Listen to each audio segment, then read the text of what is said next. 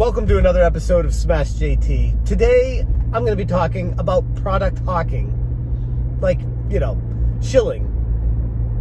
Telling people what they need to buy because you're either paid or get some sort of rewards for talking about a product or anything along those lines. Smash JT. Now, for me, I have nothing to lose because whatever. I don't care about YouTube anymore. I just talk to you guys. I want to be me with you. I don't want to have to fake it anymore. I don't want to have to pretend like I'm talking about something just for the sake of trying to get more product deals. Now, this goes back to an issue that came up yesterday with Sean Long, RGT85, posting a tweet that he got the entire library for the upcoming Retrocade system. Now, where am I going with this? I don't want this video to come off as like sour grapes or anything like that, because I can assure you it has nothing to do with sour grapes, and I'll explain why in a little bit. But Evercade, the company that's coming out with a mini handheld system with proprietary cartridges, playing old school games. Most of them have been released before, some unreleased, dealing with a lot of fairly large name publishers that have been out there for a while. And they sent Sean Long the Evercade system and the entire launch library of games. Now, when I saw that, I was like, hey, good for Sean. That's awesome. Like, this guy had talked about the system, had promoted it, and these guys are doing him a solid by saying, okay, we're going to go to the next step with you and give you the system to talk about it so that you can give us some more airtime and promote us, and maybe we'll sell more systems. And good, that's how a relationship should work. And for a long time, that's what these companies have been doing with a lot of these, especially bigger YouTubers, to get their name out there. The problem I have with all of this is that it's not a fair playing field. I'm not going to name names of people who have been screwed over, but I've had some insight to the situation from some pretty major players contacting me, letting me know about some sketchy information regarding the background of this Evercade system. Fairly large YouTubers who have covered it in full, even further than Sean Long had,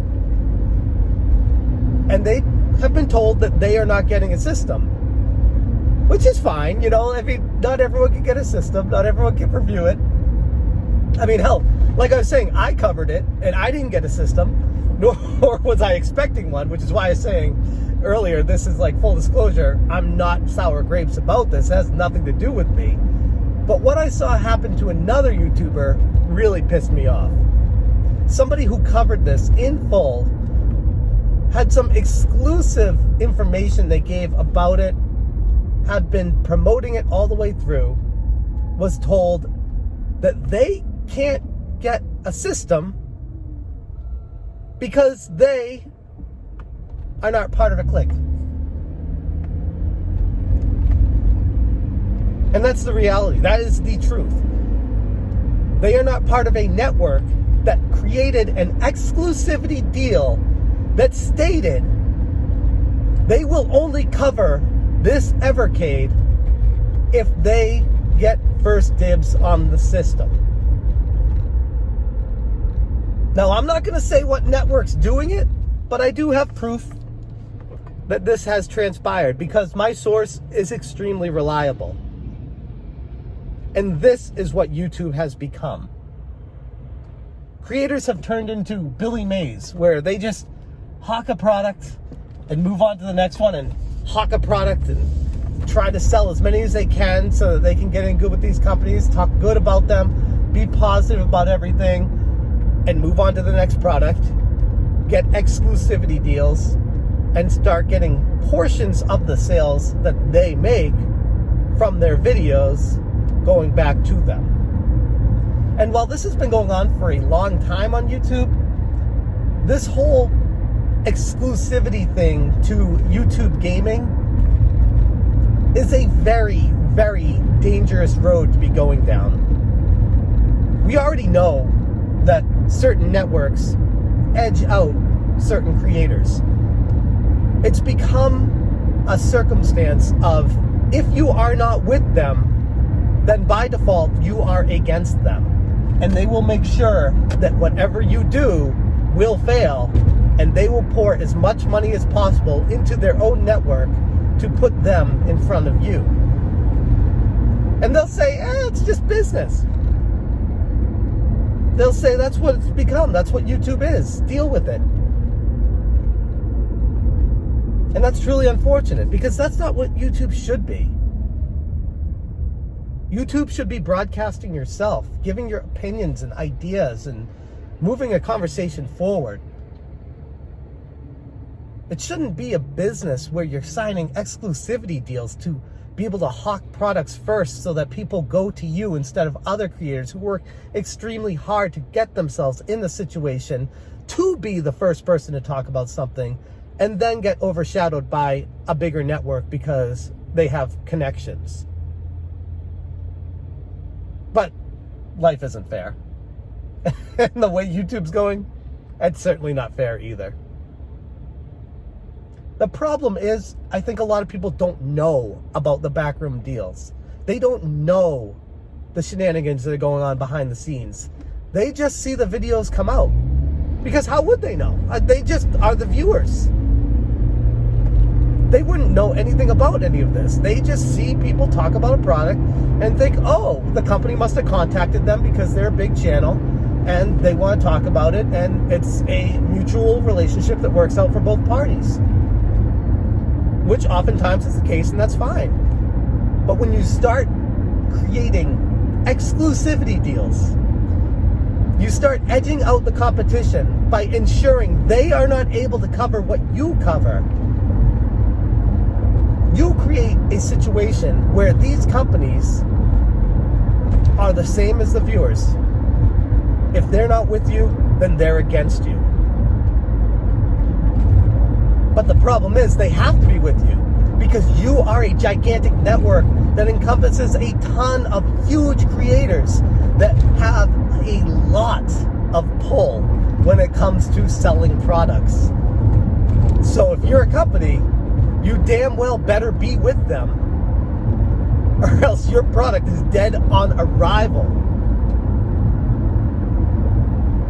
So I don't necessarily blame the company. I blame the networks. This is not how YouTube should be. It's not right.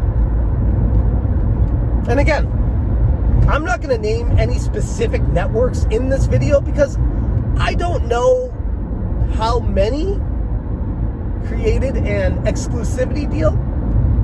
I'm fairly certain. But the last thing you want to do is point a finger at a network and then say, you don't have any proof of that. You don't know. You're just making up stories about us again. Which is what they always do. That's how they get out of this. They act so innocent. They act like they never do anything wrong whatsoever. They wouldn't hurt a fly. And then they'll close the doors and go out of their way to screw everybody who is not part of their network. MCNs are a bad thing. But especially when it comes to YouTube gaming, MCNs might actually be the downfall that ultimately destroys YouTube gaming as a whole. I already see it happening. People are getting sick and tired of these hoity-toity YouTubers hawking products just for the sake of selling something and moving on to the next thing. They're sick of it. People want to talk about gaming. They want to talk about their passions. And for a while, you can fool your viewers. But eventually, the viewers come around and say, what the hell is going on here? How come you're doing this? Who are you talking to? What happened to what you used to be? Where is your passion? You're just a shell of who you used to be. I know because I had plenty of viewers tell me that. And they were right. And I'm done with that. I'm done. I just figured I'd make a video and let you guys know that even though I'm done with it, it's still going strong. Such is YouTube in 2020. Will it change? Not unless the people start actually making some rumblings and rising up against it. If people just sit back and take it, then nothing's going to change.